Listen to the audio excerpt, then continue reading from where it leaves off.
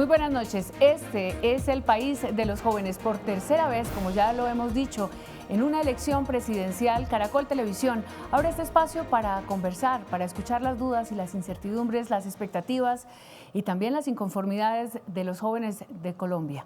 Paloma Valencia, muchas gracias por estar aquí. Bienvenida al país de los jóvenes. Gracias, María Alejandra. Feliz de estar aquí. Un saludo a todos estos jóvenes que nos acompañan y a toda la audiencia que está interesada en cuál es la Colombia que viene. Interesada, por supuesto, en escuchar a los candidatos, en este caso a la candidata del Centro Democrático y de la Gran Alianza por Colombia, de la Gran Consulta por Colombia, resultado de esa gran consulta. Comencemos. Quiero presentar a Rosaura, a Víctor, presentar a Dyson y presentar a Luisa, que son los 4 jóvenes hoy que están preguntándole a la candidata. Vamos a empezar con Rosaura. Adelante con tu pregunta.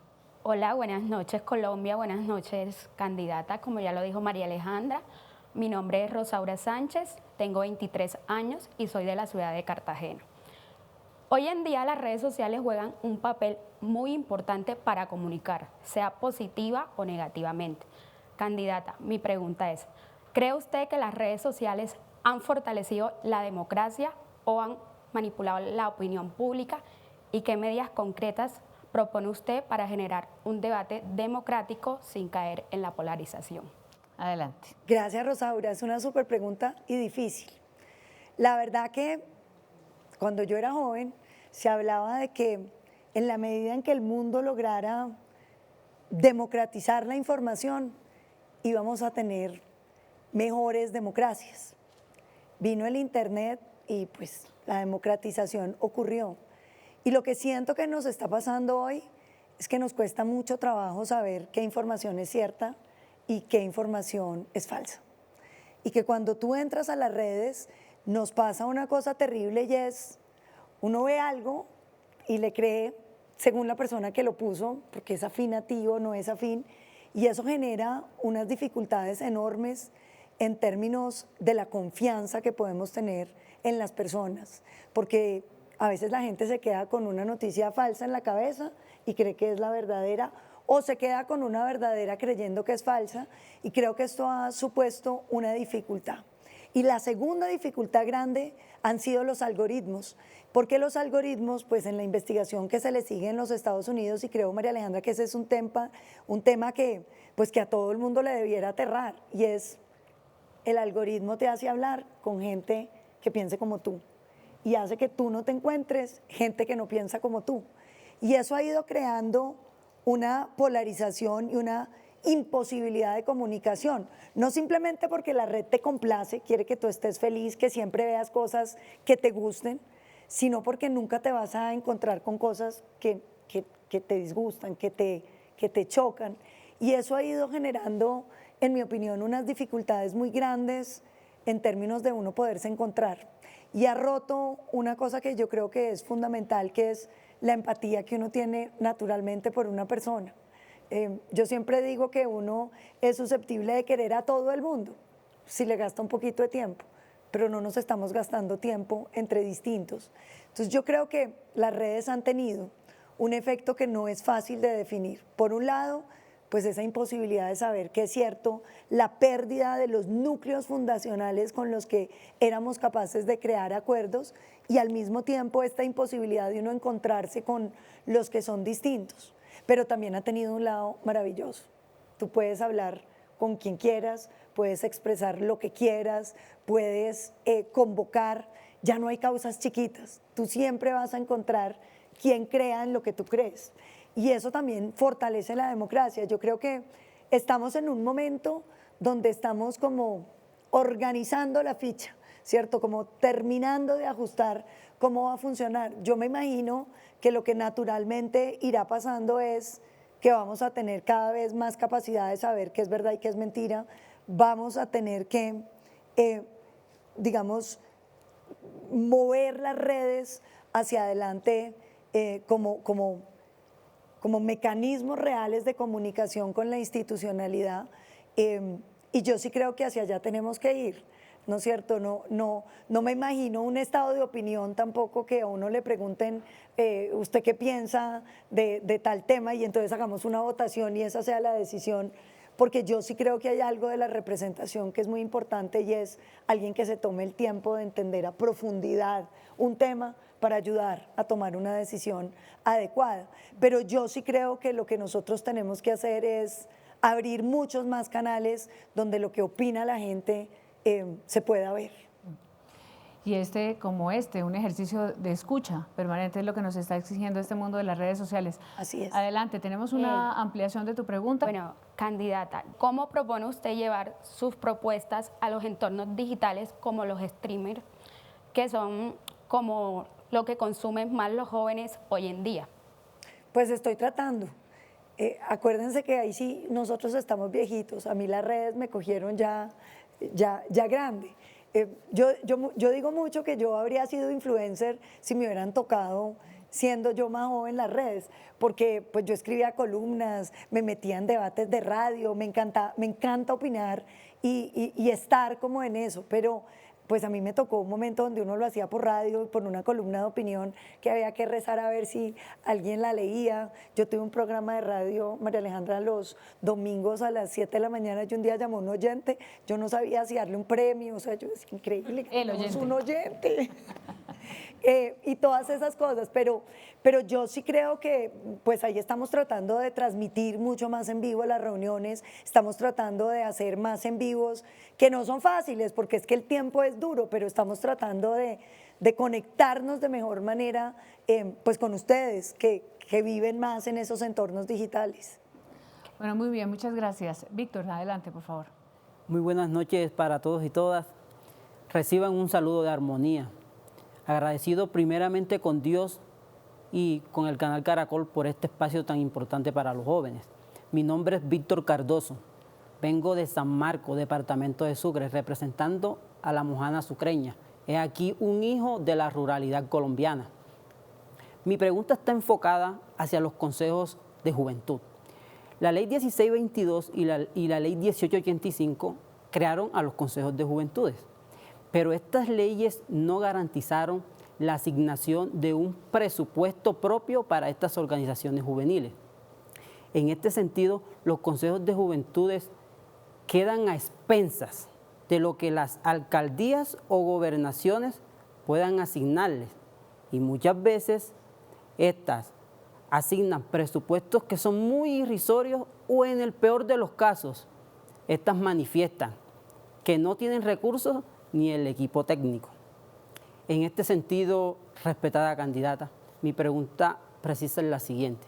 Si usted llegase a ser presidenta de la República de Colombia, ¿estaría dispuesta a impulsar una reforma a la ley estatutaria juvenil que garantice la asignación de ese presupuesto a los consejos de juventudes?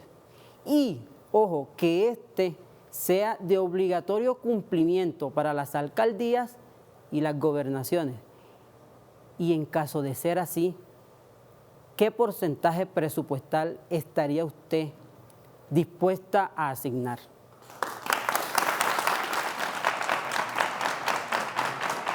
Adelante, candidata. Bueno, nosotros teníamos mucha ilusión con los consejos de juventud. Me ha sorprendido la baja participación que tienen.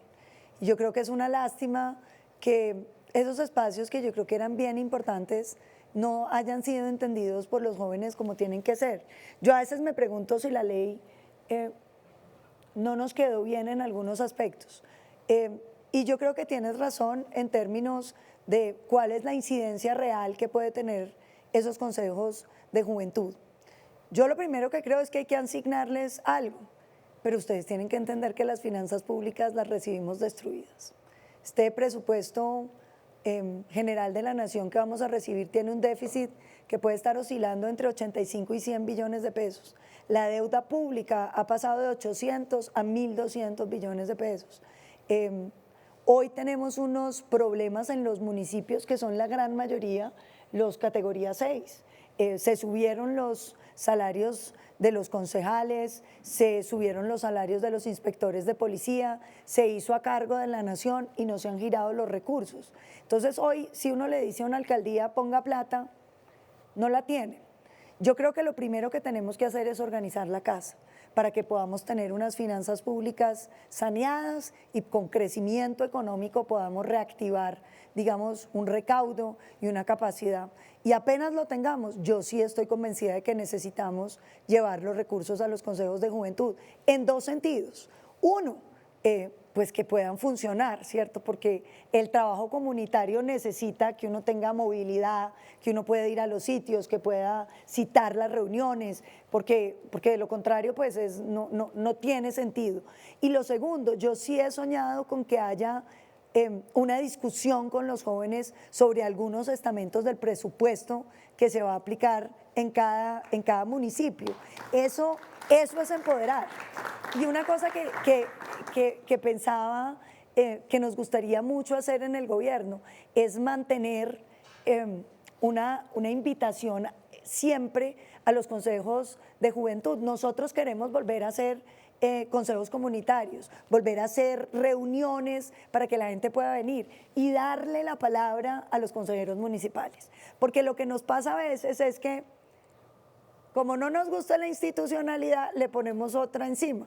Entonces, están los jóvenes y entonces no invitamos a los consejeros de juventudes, sino a otros jóvenes de otros movimientos o de cualquier otra cosa. Yo creo que tenemos que lograr empoderar la institucionalidad de juventudes para que se vuelva relevante y para que la gente vote. Y lo queremos hacer en la presidencia. Ojalá tuvieran, por ejemplo, un gabinete en la sombra para estar haciendo seguimiento y veeduría, sobre todo en los temas de corrupción. Uno de los grandes retos que tiene Colombia es que no nos pierda la plata. Y hay que tener esas instancias de juventud que vienen con todo el ímpetu metidas en ayudar en que la plata no se nos pierda. Con contratistas visibles, que esas juventudes los puedan llamar a rendir cuentas. Bueno, venga, y esta obra que tenemos en este municipio, ¿por qué no avanza? ¿Qué es lo que está pasando? Que los empoderemos en eso, que les demos las herramientas, por ejemplo, de inteligencia artificial. Yo siempre sueño, una de las cosas que nos pasa es que nosotros no nos damos cuenta que la obra no se está haciendo, ¿cierto? Que bajaron de 10 obreros a 1 y que solamente está yendo unas horas. Si tuviéramos unas cámaras con inteligencia artificial y unos consejos de juventud detrás haciendo seguimiento y diciendo, venga, ahora ya no están viniendo, venga, y prender las alarmas en los momentos oportunos. Yo creo que son cosas que podemos articular. Pero yo coincido, los consejos de juventud son una instancia fundamental y creo que hay que darles muchísimo más protagonismo y los sueño sobre todo en los temas anticorrupción, que yo creo que pueden ser definitivos, porque ustedes todavía tienen la capacidad de exigir y de estar metidos en eso. Vamos ahora, miren todas las manos que hay levantadas en el público y yo lamentablemente, como ya les he dicho, tengo que tomar una decisión. Vamos a ver aquí, empezamos por aquí y vamos a ir de aquí para allá, recorriendo y barriendo todo el público. A ver bueno, qué nos dice. A ver. Buenas noches. Adelante. Mi nombre es Jorge Valverde, vengo del Caribe colombiano, tengo 27 años, soy biólogo, magíster en comunicación social de la ciencia, cofundador de la Mecedora de Darwin, una fundación que entre otras cosas se dedica a impulsar la conservación de nuestra biodiversidad. En ese sentido, candidata, me preocupa su postura con respecto al fracking. Recordemos rápidamente que el fracking es fracturar las rocas subterráneas para extraer hidrocarburos y en ese proceso se han contaminado los acuíferos. No es una opinión mía, está evidenciado en los estudios. Como usted tiene como estrategia económica el fracking, incluso dándole vía libre sin pruebas piloto, mi pregunta puntual hacia usted es ¿qué criterios técnicos y científicos utilizaría su gobierno para saber hasta qué punto es aceptable y que los beneficios económicos no justifiquen el daño ambiental y social en ciertos territorios? Vamos avanzando. Adelante, candidata. Esa es una gran pregunta, pero tú estás viendo solo unos estudios. Esos estudios fueron los que dijeron que al principio, claro, es que hay que verlos todos. La técnica de fracking lleva siendo usada más de 20 años en los Estados Unidos, donde existe una legislación. Cuando hay un daño ambiental, tú puedes demandar las empresas. Yo te invito a que revises lo que ha pasado. No hay una evidencia sobre un daño ambiental significativo. Y sí, es así. Pero además, un país como Colombia está pagando hoy 40% más de gas porque no saca su propio gas. Nos está atracando traerlo importado, es decir, estamos contaminando más de lo que contaminábamos porque hoy toca traerlo.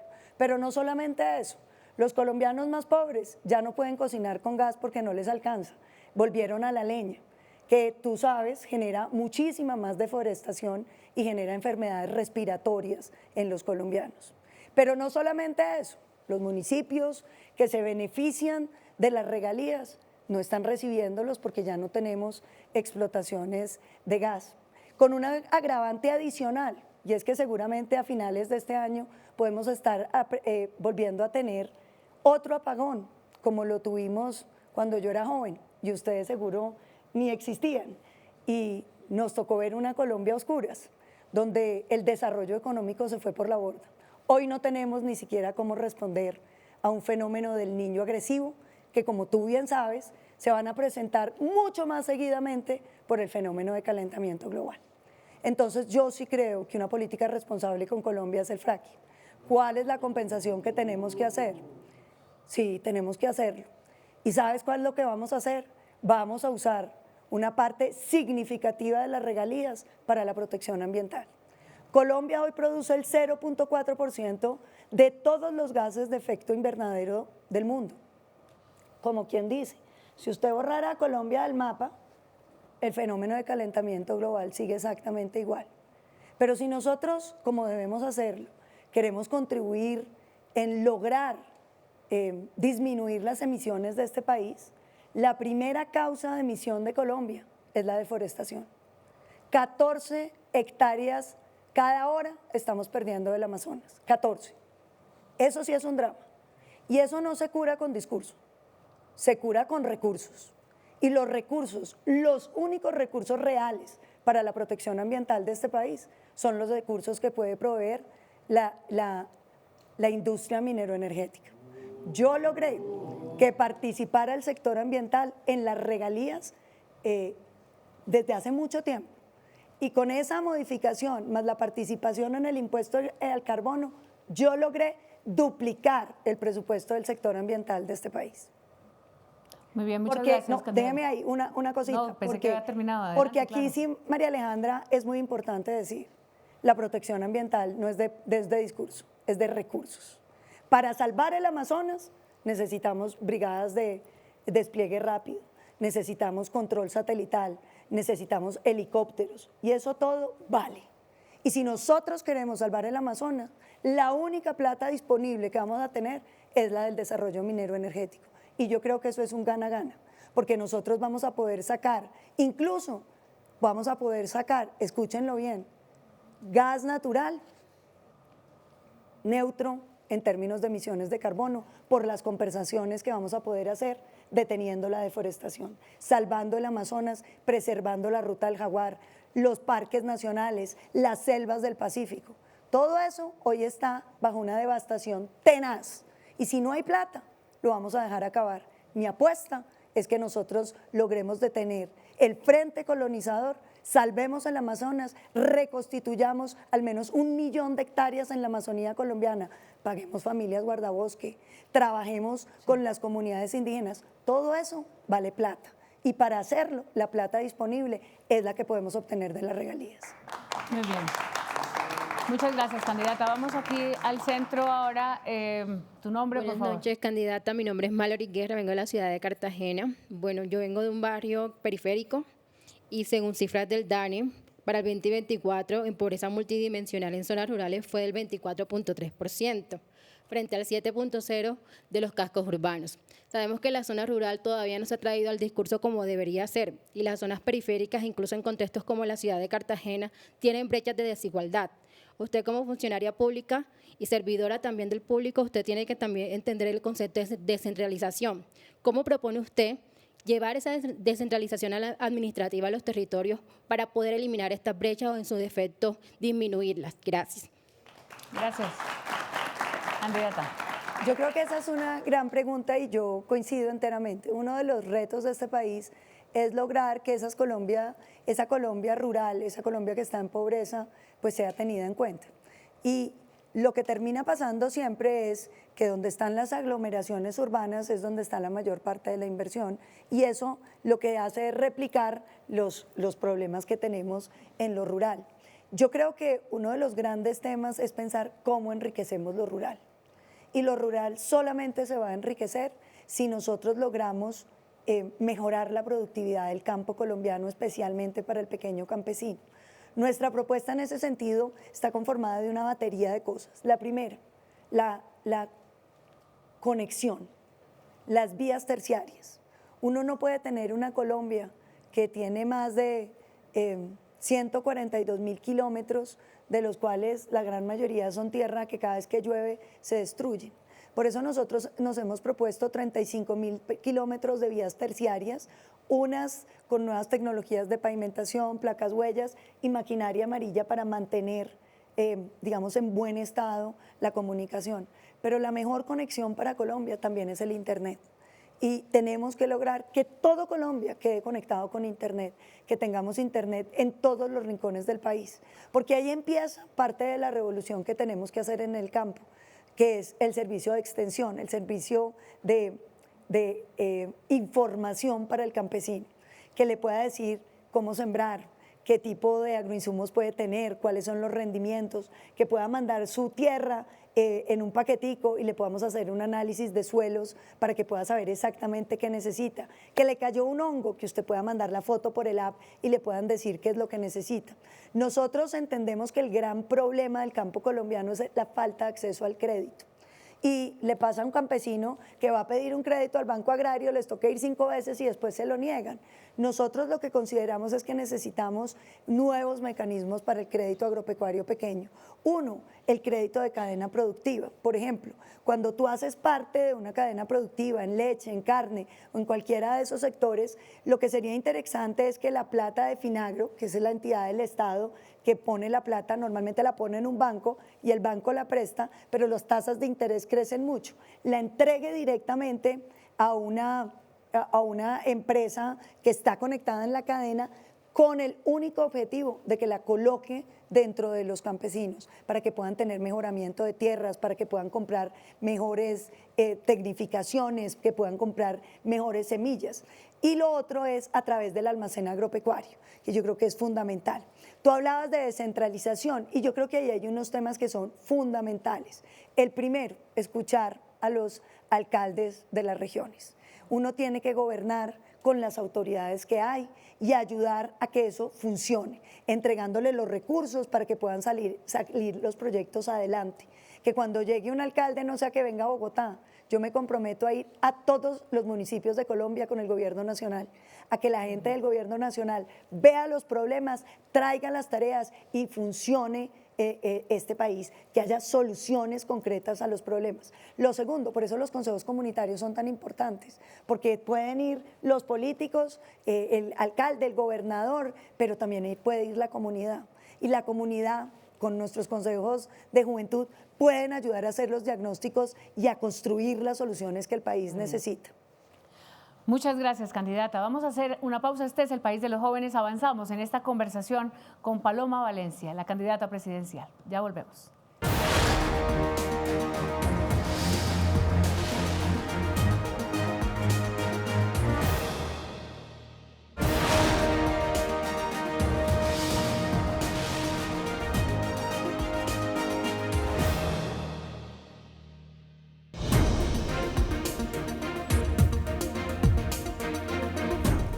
Volvemos. Este es el País de los Jóvenes con Paloma Valencia y esta conversación con los jóvenes de Colombia. Preguntemos, Dairon.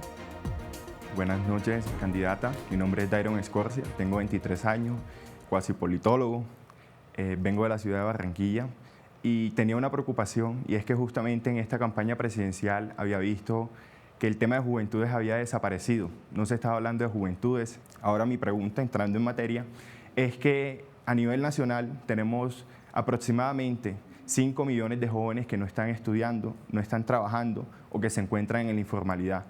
Cuando estuve revisando su plan de gobierno, usted habla de unas estrategias específicas más amplia en términos de informalidad, pero al mismo tiempo habla de una estrategia para crear trayectorias en las cuales los jóvenes desde 9º grado puedan conectarse con mejores oportunidades de empleo y de educación. Sin embargo, siento que están quedando por fuera de esa estrategia esos 5 millones de jóvenes que el sistema ya nos expulsó, un sistema que para mi juicio es obsoleto y que los dejó aislados completamente. ¿Cómo usted dentro de ese plan para reconectar a los jóvenes con mejores oportunidades, bien sea de educación, de empleo o de emprendimiento, usted llamaría a esos 5 millones de jóvenes y no los dejaría y se concentraría únicamente en aquellos que están dentro del sistema educativo en la actualidad? Adelante, candidata. Coincido contigo, Dairon. Yo creo que una de las cosas más graves que le está pasando a Colombia es que tenemos 56% de la población en informalidad. Así. Es decir, tú ves la economía colombiana y no estás viendo más de la mitad. Y yo creo que ahí hay una agenda crucial para el país. Porque cuando tú te levantas temprano, trabajas todo el día y no llegas ni siquiera al salario mínimo, algo está saliendo muy mal. Y es la falta digamos, de engranaje de esta sociedad para poder ingresar todos esos colombianos al sistema productivo, porque están como resbalados, es decir, uno trabajando todo el día y no llegar ni siquiera al salario mínimo. Nosotros, o yo, vengo trabajando un concepto que se llama la escalera de la formalidad, que yo me lo imaginaba, era como usted tiene que poder ir subiendo gradualmente, tiene que poderse ir conectando. Por eso sacamos el INVIMA artesanal, las cámaras de comercio gratuitas, el INVIMA emprendedor gratuitos, para que todos los que están iniciando puedan empezar a salir. El régimen simple de tributación, 7 impuestos en un solo pago, para que tú puedas estar tranquilo. Hay que sacar uno todavía más chiquito, que incluso vaya al beneficio de tus pensiones, pero nosotros tenemos que primero identificar a los informales, segundo pensar en cooperativas, en crédito popular masivo, en crear historias crediticias y en ayudarles a que ese negocio vaya jalonándose. Pero entro al tema de los jóvenes. Muchos que están en esta informalidad pues quedan cubiertos con nuestra política, que para mí es una obsesión. Creo que esa es, digamos, la mayor misión que tiene el siguiente gobierno, es quitarle a Colombia el ojo que tapa la informalidad. Los 2.4 millones de jóvenes que hoy ni estudian ni trabajan, que les dicen los ninis, eso yo lo pienso y se me parte el corazón, porque este es un país que se está envejeciendo. Este país, si no nos ponemos pilas, vamos a ser un país de viejos pobres en 30 años. Nos toca enriquecer este país. Y si no lo enriquecemos, vamos a tener un país que no les va a ofrecer ningún atractivo a nadie a que se quiera quedar aquí, porque vamos a estar solo con cargas. Entonces, tenemos que pensar mucho en cómo activamos esos jóvenes. Nosotros hemos hablado de las rutas de las 3 Es, emprendimiento, empleo y educación. Lo primero, empleo, vamos a subsidiar parte del salario deducible de impuestos para que les den el primer empleo a los jóvenes colombianos. 10% hemos dicho para los jóvenes, 20% para las jóvenes mujeres, que son las que más alto desempleo tienen en el país. Entonces, que los empresarios contraten, que las empresas contraten, porque les va a salir más barato contratar a un joven. Si eso no nos funciona, le subimos el descuento, porque lo que queremos es que ese primer empleo que se vuelve tan esquivo aparezca. En el tema del emprendimiento, un fondo Emprender en el SENA mucho más grande, con los recursos disponibles, para que cualquier pelado que quiera iniciar su negocio lo pueda hacer, para que encuentre formación, tecnología y capital semilla. Tercero, educación. Claro que tenemos que ampliar la oferta educativa, pero también tenemos que ser conscientes que se nos vino encima la revolución de la automatización, de la inteligencia artificial, y que tenemos que preparar nuestra juventud para eso. Yo sí sueño, como les dije, conectar Colombia en Internet y que podamos tener los cursos de tecnología para que los pelados puedan formarse en tecnología y se puedan conectar con el mundo para poder trabajar. Yo sueño con un Chocó conectado, pudiendo trabajar desde cualquier municipio, allá en el Bajo Baudó, conectados, trabajando con empresas internacionales en programación, en inteligencia artificial, con los megacursos que queremos ofrecer. Muy bien, Dairon, por favor, amplía la pregunta. Candidata, aprovechando que usted mencionó el término Nini, justamente vengo de una iniciativa llamada Going Barranquilla, una red a nivel global, en la cual hablamos no de ninis, sino de jóvenes con potencial, porque propiamente el término nini juzga al joven desde su condición, desde eso que le hace falta, no está estudiando ni trabajando. En cambio, el término jóvenes con potencial lo empodera y le reconoce que si bien no está estudiando y no está trabajando, tiene un potencial el cual debe ser explotado de alguna manera positiva. Lo adopto, Dairon. Complementando, me gustaría saber, y es que los jóvenes, y es una, digámoslo así, una percepción que yo tengo, y es que muchas veces se nos ha visto como los que debemos recibir los beneficios. Dentro de toda esa propuesta me gustaría saber si usted pudo incluir la voz de los jóvenes y si usted llegase a ser presidenta, ¿cómo va a garantizar que todas esas políticas tengan ese componente de asesoramiento y de validación juvenil? Claro, yo creo que por eso yo hablo de los consejos comunitarios y yo creo que no hay mejor manera de gobernar que escuchando a la gente, que escuchando a la ciudadanía, desde el más viejo hasta el más joven, hasta los niños. Porque cada uno tiene una percepción y un sueño de país que tenemos que tratar de integrar. Este país no lo va a salvar ningún hombre ni ninguna mujer, lo vamos a salvar entre todos. El país que tenemos que construir necesita el esfuerzo de cada uno de nosotros y eso es lo que uno tiene que convocar. Es a que todo el mundo se ponga la camiseta de querer construir el país y querer construir es opinar, es trabajar, es estar dispuesto a recorrer una ruta y eso es lo que vamos a hacer. Se van a cansar de oírme y de hablarme. Muy bien, candidata. Vamos a una pregunta del público y vamos ya por este segmento. Por favor. Les habla Carolina Caicedo Restrepo, líder social y juvenil de la ciudad de Cali. Candidata, en gobiernos anteriores y en el actual se han creado programas y proyectos para los jóvenes que se han visto permeados por la corrupción, pero además se desconoce las realidades de los territorios, sobre todo de los más apartados. Mi pregunta es, ¿está usted dispuesta a sostener estos programas? Pero además, ¿cuál es la estrategia para garantizar control y veeduría para que realmente estas oportunidades lleguen a los territorios? Gracias. Carolina, yo creo que todo lo bueno que hay que rescatarlo y hay que cuidarlo. Una democracia solo se construye si uno es capaz de construir sobre lo construido. Yo no creo en los proyectos políticos que vienen a refundar y que creen que todo lo que se ha hecho nada sirve. Muchas cosas buenas que hay que cuidar y todo lo que uno pueda salvar de lo que se ha hecho anteriormente es mejor que cualquier cosa, porque es más fácil construir sobre algo que ya existe que arrancar de cero. Y yo creo que ese tiene que ser un principio, no importa quién lo haya hecho, si funciona, lo debemos cuidar. Lo segundo, yo creo que el tema de corrupción es un tema central para el país, central, y es un tema súper difícil. ¿Por qué es difícil? Porque si hubiera una solución fácil, pues ya la hemos implementado. Sí, sí. Los problemas que son difíciles son precisamente esos de los que todos hablamos, pero que nadie tiene una idea que vaya a cambiar el mundo. Yo creo que la corrupción tiene mucho que ver con la falta de ojos, con la falta de doliente de las cosas. Y nosotros lo que necesitamos es que los programas puedan tener veedurías, que podamos tener acción que denuncie lo que no está funcionando. Yo he dicho cosas muy sencillas, que van desde el uso de la inteligencia artificial, que yo estoy convencida que nos va a ayudar en muchas cosas, porque es que usted puede poner la inteligencia artificial a vigilar muchas cosas y no es susceptible de que le den una platica para que no cumpla, va a cumplir. Pero necesitamos después el engranaje que siga esa denuncia y lo que queremos es tener muchas veedurías cívicas, muchas veedurías de jóvenes.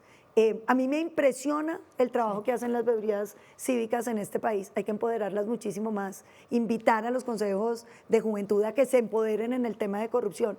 Mi palabra es, me hacen saber la corrupción y yo la voy a perseguir, porque estoy convencida de que si uno empieza a sancionar a los corruptos, hay muchos que se van a abstener de seguir siendo corruptos.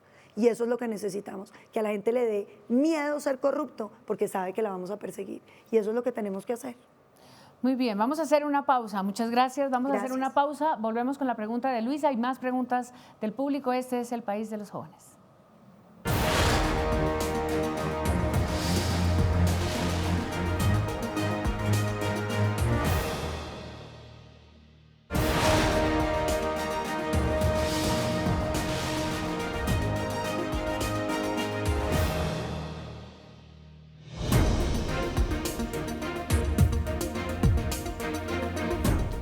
Volvemos, este es el país de los jóvenes y estamos en un diálogo entre la juventud de Colombia con Paloma Valencia.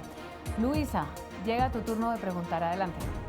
Buenas noches para todos, muchas gracias. Mi nombre es Luisa Cañaveral, tengo 28 años, soy líder social y gestora cultural del municipio de Buga. Mi pregunta es concreta. ¿Qué plan de acción o qué estrategias tiene usted para garantizar la inclusión real de las personas con discapacidad? Candidata, adelante. Vea, yo creo que ahí hay muchas cosas que tenemos que hacer. La primera es el subsidio de las madres cuidadoras que el país está esperando hace mucho tiempo y que hay que sacarlo adelante, porque es necesario, es una deuda. Lo segundo, nosotros queremos arreglar el sistema de salud calibrando la UPC. La UPC es lo que se paga por cada colombiano en materia de salud. Queremos calibrarla de manera que se pague más por cada tipo de paciente que usted tenga. Pacientes crónicos con diabetes tienen un tipo de UPC, el que tiene hipertensión. Y yo creo que hay que mejorar sustantivamente el recurso que se paga por una persona que tiene una condición de discapacidad, para que aparezcan las terapias, para que aparezcan la educación inclusiva de verdad. Porque uno lo que está viendo hoy con la promesa de la educación inclusiva es que cuando hay una condición de discapacidad que es menor, la educación funciona. Pero cuando necesita mucha más terapia, mucha atención, simplemente abandonan la causa y los niños están quedando botados. Necesitamos que el sistema de salud, con más recursos, asuma eso. Y yo estoy convencida de lo que necesitamos es, nuevamente, incentivos económicos para el trabajo. ¿Y qué son los incentivos económicos? Los mismos que les hablé de los jóvenes. Es decir, usted contrata en una empresa una persona con una condición de discapacidad y puede deducir de los impuestos un porcentaje del salario. ¿Y eso qué garantiza? Pues que se incentivan a contratarlos. Yo creo que esa es la mejor manera de generar oportunidades y hacer una cobertura real de lo que necesitamos, porque es una población que hay que reconocer, está completamente olvidada desde hace muchísimo tiempo. No está olvidada simplemente en esto, está olvidada en los andenes, está olvidada en el acceso, está olvidada en miles de sentidos. Yo sí creo que nosotros tenemos una deuda pendiente y haremos todo lo posible por mejorar en estos temas de salud y inclusión laboral y buscar cómo logramos realmente ofrecer una educación que responda a las necesidades. Muy bien. ¿Tienes algo que agregar, Luisa? Con miras de aprovechar este espacio y la oportunidad, nos reunimos con más personas con discapacidad y sacamos un documento que tiene 12 compromisos que nosotras y nosotros consideramos que todos los candidatos deberían tenerlos presentes. Encontramos en los planes de gobierno de todos que no hay mención de nosotros como población de discapacidad. Y entendemos que hay aspectos en los que nos abarcan sin necesidad de mencionarnos, pero es que no queremos seguir ahí arrastraditos y con lo mínimo o a veces sin nada. Entonces hicimos un documento, queremos compartírselo, queremos que nos escuchen. Y nos hemos encontrado con que varios candidatos no tienen esa disposición y sé que su merced la tiene y por eso le hago la invitación de que nos acompañe. Claro que sí. Este es el espacio de escucha, justamente para que este tipo de demandas se les cuenten a los candidatos. Muchas gracias. A ti, muchas gracias. Gracias, Luisa. Vamos entonces ahora al público. Vamos con tu pregunta. Muy buenas noches. Candidata, yo soy Joan Alejandro Dorado, vengo del municipio de Bolívar, Cauca. Somos paisanos y quisiera preguntarle acerca de la seguridad democrática que usted planea implementar el mismo modelo del expresidente Álvaro Uribe Vélez, como lo ha mencionado en algunas ocasiones. En esa medida quisiera consultarle, ¿usted piensa manejar los mismos incentivos a los militares por bajas de guerrilleros en combates, entendiendo que la JEP reveló que son alrededor de 7.837 muertes extrajudiciales, y entendiendo que usted es madre y como madre no quisiera que un hijo fuera asesinado en manos de militares, ni de guerrilleros, ni en cualquier combate. Muchas gracias. Muchas gracias. Adelante, candidata. Gracias. Me parece que es una gran pregunta y tiene varios temas y me voy a tomar el tiempo para respondértelos todos. La primera, yo creo que los falsos positivos son un crimen absolutamente repudiable y que deben estar en la cárcel y se debieron quedar en la cárcel. Y quiero recordar que quienes cometieron, por ejemplo, los falsos positivos de Soacha, que cogieron pelados y los mataron, están libres no por voluntad nuestra, por quienes acompañaron el Acuerdo de La Habana, que les dijo, ustedes pueden venir aquí, oigan, pueden venir aquí, confesar los crímenes y quedan libres. Esa es la realidad fáctica de lo que pasó. Sí, sí, pueden preguntarlo por derechos de petición, así no les guste, esa es la verdad. La segunda cosa, es muy importante también decir que la propia JEP ha reconocido que los falsos positivos no fueron una política del gobierno, que los falsos positivos obedecieron a ciertas personas corrompidas que hicieron esos crímenes y que debieran responder por ellos, con cárcel, como tiene que ser. Pero también yo quiero que revisen los resultados de la seguridad democrática. 46% de disminución del homicidio. No ha habido una disminución del homicidio más grande en la historia de Colombia. Una disminución del terrorismo. Es que no peleen con las cifras, jóvenes, porque es que los datos matan los relatos. Aquí tiene que haber seriedad en dónde está uno parado. 70% de disminución de los atentados terroristas, entre otras Bolívar. ¿Que cuántas veces lo dinamitó las FARC? 7 creo que son, 7 o 8, no me acuerdo. Pero eso es un dato que vale la pena que lo recuerden, porque la historia contada por pedazos no funciona. Nosotros necesitamos una historia que incluya todo. La disminución del secuestro con la seguridad democrática fue del 90% y la gente pudo volver a estar tranquila. Ustedes dirán, no es verdad. Bueno, ustedes todos creen que los abuelos y los tíos uribistas no tienen razón, pero resulta que 16 años después la gente se sigue acordando. Tal vez debieran darse una oportunidad de mirar qué fue lo que vivió Colombia y qué fue lo que pasó. Frente a las políticas que nosotros vamos a implementar si llegamos con la ayuda de Dios y de los colombianos a la presidencia, ¿qué queremos hacer nosotros? Recuperar el territorio para los colombianos. Hoy tenemos unos estados de no derecho en los territorios. Usted lo sabe perfectamente en Bolívar, tengo muchos amigos allá. La gente le da miedo decir por quién va a votar. Llegan los guerrilleros a patrullar cuando quieren. Entran y salen como si fuera la casa de ellos. Y usted sabe que hace no muchos meses hasta pedían una carta para poder entrar al municipio de Bolívar. Entonces, eso no es un Estado de Derecho. El Estado de Derecho hay que recobrarlo. ¿Y cómo se recobra? Pues obviamente con una autoridad legítima, con que haga equipo con la ciudadanía, que pueda derrotar a los violentos, replegarlos y llevarlos donde tienen que estar, que es la cárcel. Yo sí voy a reactivar las órdenes de captura de todo el cartel de la paz total y voy a militarizar la vía, como lo había anunciado previamente, Cali, Popayán, Pasto, Rumichaca. Y los caucanos van a poderse mover tranquilos nuevamente, porque lo que está pasando en el Cauca es que no hay Estado de Derecho, porque le entregaron el territorio a los violentos. Muy bien, candidata, muchas gracias. Vamos llegando al final y me queda tiempo para una sola pregunta. Adelante, por favor. Buenas tardes, candidata. Quiero tocarle un callo por el que tal vez ya habrá recibido varios periodicazos, y es el cambio de opinión que usted tuvo con respecto a la adopción de parejas gay en Colombia. Cuando usted estuvo en el Senado, si bien no la apoyó con mucha resolución, dijo que si la opción estaba entre que los niños estuvieran en la calle o en instituciones donde no recibieran una atención oportuna o bajo el cuidado de parejas del mismo sexo, que era preferible esta segunda opción.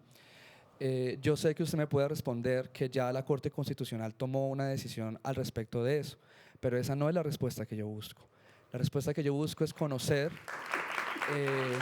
las motivaciones personales que usted tuvo para cambiar de esa decisión, de esa posición, y si la posición que usted tiene hoy está absolutamente resuelta o si está abierta a evaluarla. Vea, yo creo que los derechos van evolucionando en las sociedades. como los derechos de los niños, de las mujeres, de las comunidades gay, van evolucionando en las sociedades. Yo lo que no creo es en las imposiciones sobre las sociedades, porque me parece que tienen momentos que los hacen difíciles. Yo tengo todo el respeto por la diversidad y no tengo, digamos, ninguna prevención, pero sí creo que uno aquí tiene que tratar de conciliar posiciones que están encontradas. Las posiciones de quienes profesan unas religiones, que tienen unas creencias, que tienen unas motivaciones. Y construir una sociedad implica tratar de llegar a momentos donde más o menos estemos cómodos todos, que es dificilísimo. Yo cada vez que digo algo de un lado, entonces se me ponen bravos los de derecha. Y digo para el otro lado y se me ponen bravos los del centro. Y yo pienso que este es el país que tenemos. Aquí nadie está totalmente claro en nada. Este es el país en el que nos toca gobernar, tratando de tender puentes entre unos y otros. Entonces la posición que yo tengo hoy es el reconocimiento también a sectores que se sienten, digamos, lejanos a muchas cosas y que yo creo que hay que tratar de mantener un país cohesionado donde podamos tener, digamos, momentos donde vayamos avanzando entre todos. Muchas gracias. Vamos, por favor, adelante con tu pregunta.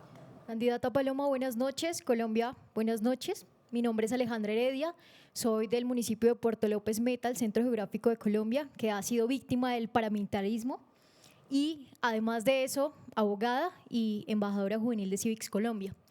Y mi pregunta está relacionada a cuáles serán las medidas de no repetición, las acciones de no repetición frente a las ejecuciones extrajudiciales y conflicto armado que garantizará a las juventudes del país que aún viven en temor e incertidumbre ante su gobierno de extrema derecha. Y quiero recordarle que Colombia no es un Estado de derecho, Colombia es un Estado social de derecho. Muchas gracias. Bueno, candidata, esta es la última de las preguntas de este panel con los jóvenes.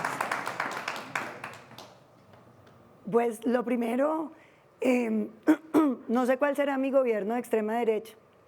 No sé a qué te referirás, sería bueno que me lo aclares. Y lo segundo, nuestro plan de gobierno, claro que incluye a la juventud, tiene una hoja de ruta pensando en los jóvenes colombianos. Y la pregunta es si somos capaces los colombianos de hacerlo. Y esa es la única ruta que tiene Colombia para solucionar sus problemas. Yo los invito a que más bien de estigmatizarnos, de calificarnos y de ponernos etiquetas, conversemos.